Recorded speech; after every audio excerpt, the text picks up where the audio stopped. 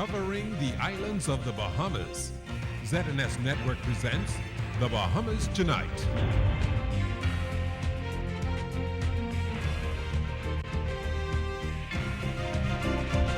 This portion of the news is brought to you by McDonald's.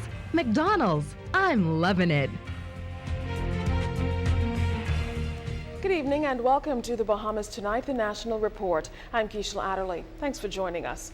Topping the news tonight, the manhunt continues tonight for a teen murder suspect who escaped police custody early this morning.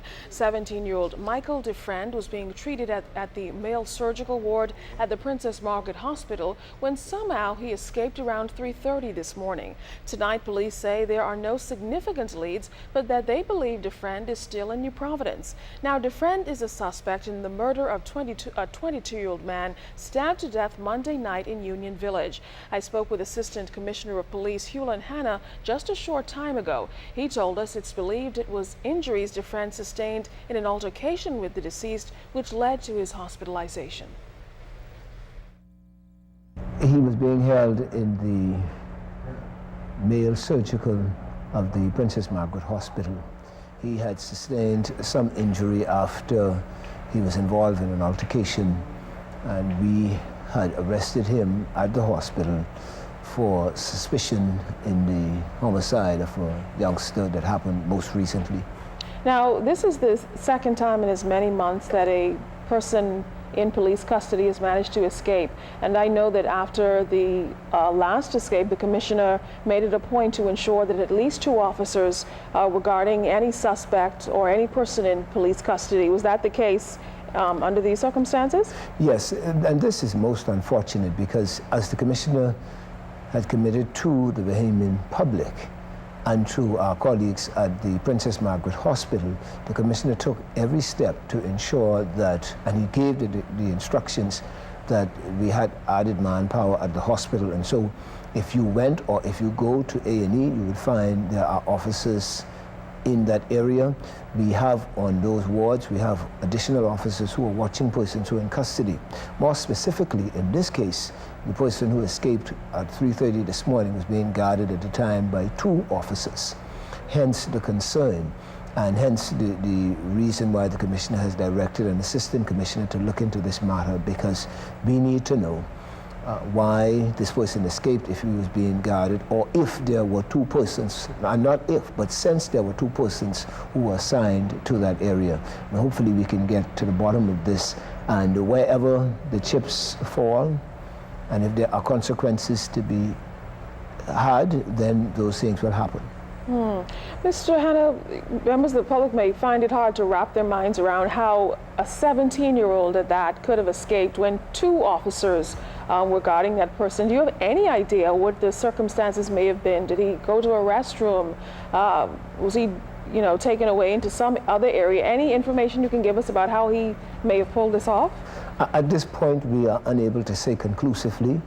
But what we do know is that there are no indications that there may have been a struggle. There are no indications of anything being broken. This person at the time who was in hospital, who was an inpatient, was not cuffed. And it was not necessary, in our opinion, because he was there as a patient in the hospital.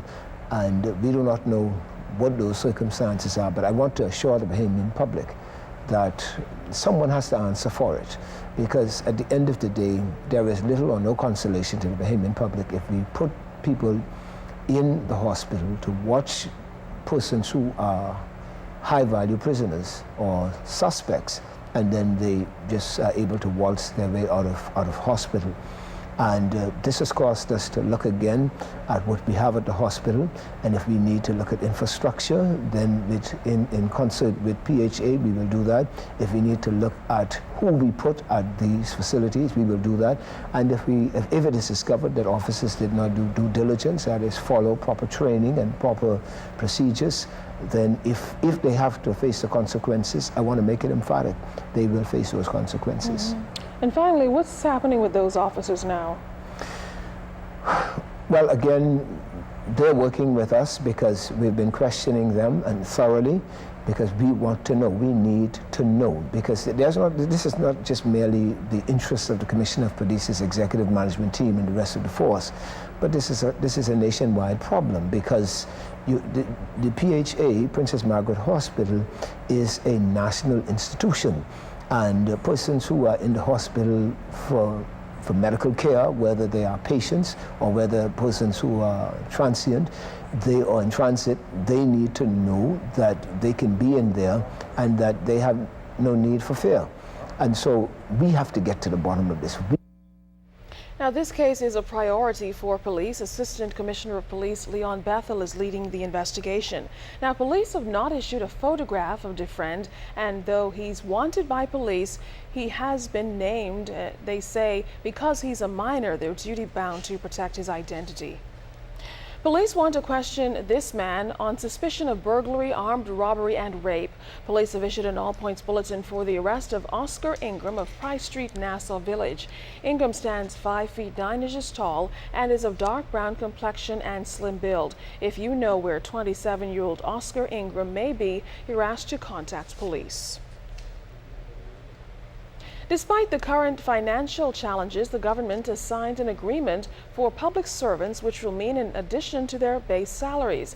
The extra funds will be coming in a matter of days, as the government and the Bahamas Public Services Union signed a short-term industrial agreement. We'll get to that story in a minute, but you're looking at video here of Prime Minister the Right Honorable Perry Christie as he did a tour in the Old Fort Bay area of a new plant which has been set up in that area. We spoke with him just after that tour. Made by the owner, who's saying that he invited employed young persons to come in. They came in without a skill, most of them. They developed, he says, tremendous skills and going through the entire process of starting from scratch and building up.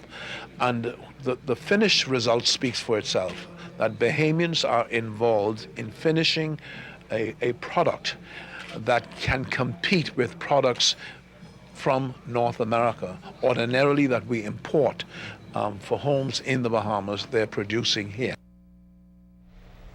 Now to that contract signing between the government and the Bahamas Public Service Union. Despite the current financial challenges the country is facing, that agreement signed today between the BPSU and the government worth some $10 million, and it will mean in addition to the base salaries of public servants. Cyan Thompson reports. It is a 43-page document which expires in 2013, as the BPSU's industrial contract with the government expired in 2010. While both parties had to iron out legal language in the contract, all parties signed and were satisfied with the short-term agreement, which rolled over from the former administration. Minister of Labor, the Honorable Shane Gibson, thanked the BPSU for understanding the financial position of the government and also explained the distribution of increments for public servants. Of course, because of the difficult financial position of the country at this time. And I know it wasn't an easy decision based on speaking with the officials of the BPSU, but they decided to forego any additional negotiations and benefits until after we begin to negotiate a new contract effective 2013. And so this contract basically only includes, in addition to all of the normal benefits that they would have received over the years, a lump sum payment equal to 1 year's increment to be received before the end of July, end of next month. And of course, effective the 1st of July, persons receiving increments will receive one additional increment.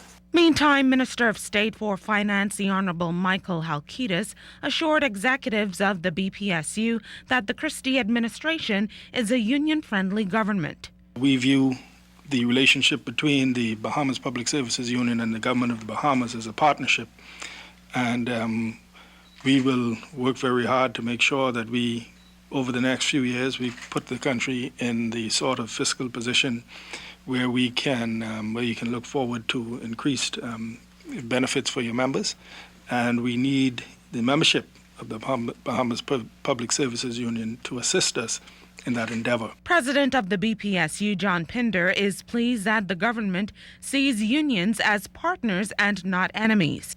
We know a number of them were disappointed that they were not able to receive the lump sum payment last pay package, but we are satisfied that they get it just in time to help their school expenses in July. And so it's expected that July payday they will receive a lump sum payment equivalent to their yearly increment. And as the minister indicated, it will be added to their base salaries in addition to whatever increment earned during the fiscal year July 2012 through June 2013. Pinder stated that while this agreement ends June 30th next year, his team will soon begin the process of writing proposals for a new agreement with hopefully additional benefits for civil servants. Cyan Thompson, ZNS News. As the gambling debate rears its head again, the Bahamas Christian Council is repeating its stance against legalized gambling for Bahamians.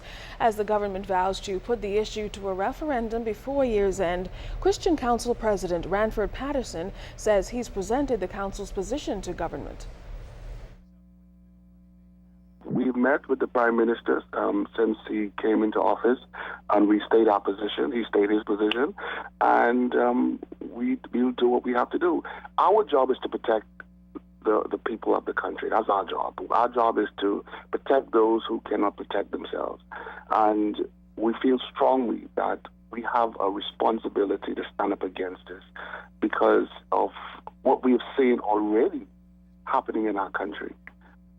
Reverend Patterson further explained the reasons for opposing legalized gambling. We have to talk about law enforcement enforcing the law. We talk about persons who become addicted to this vice. We talk about, social services are already overwhelmed as it is. Can you imagine what is going to happen as a result of legalizing? It's like I said, legalizing the drugs. If we legalize the drugs, the government gets money from that. We legalize prostitution, government gets money from that. But what about the ramifications on the back end? Tourism Minister Obi Wilshcombe says the Bahamas must continue to push the tourism envelope. He was addressing a workshop for marine operators at the British Colonial Hilton when he assured the group of the government's commitment to charting a steady course through strengthened partnerships. Carla Palmer was there. At first glance, it may appear that the government may not be doing all it can to promote the Bahamas as an ideal tourist destination. But Tourism Minister, the Honorable Obi Wilshcombe, is inviting you to look again. He says change is now underway at the Ministry of Tourism to better showcase the Bahamas. We are focusing on some areas where we did not focus as much on before.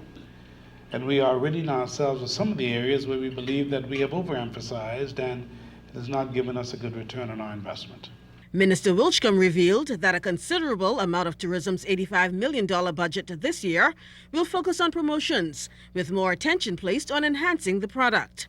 To reclaim the Bahamas' position as the premier warm weather destination in the Caribbean, the tourism minister is hoping that marina operators embrace the concept of partnership to improve our #1 industry. He offered these incentives. We're going to first and foremost ensure that we cause for the support that you've been asking for.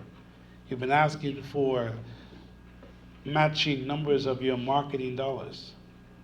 I think you're somewhere around 40,000. I'm trying to figure out what you're going to do with $80,000. It's not going to do as much as you want. In fact, I'm going to be meeting with my staff to discuss how are we going to give you what you require to make you more viable.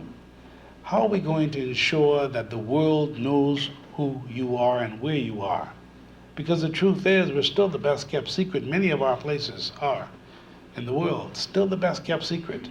So we have to use modes of advertisement, whether it's newspapers, radio, television, and of course the internet, to ensure that we get the message out.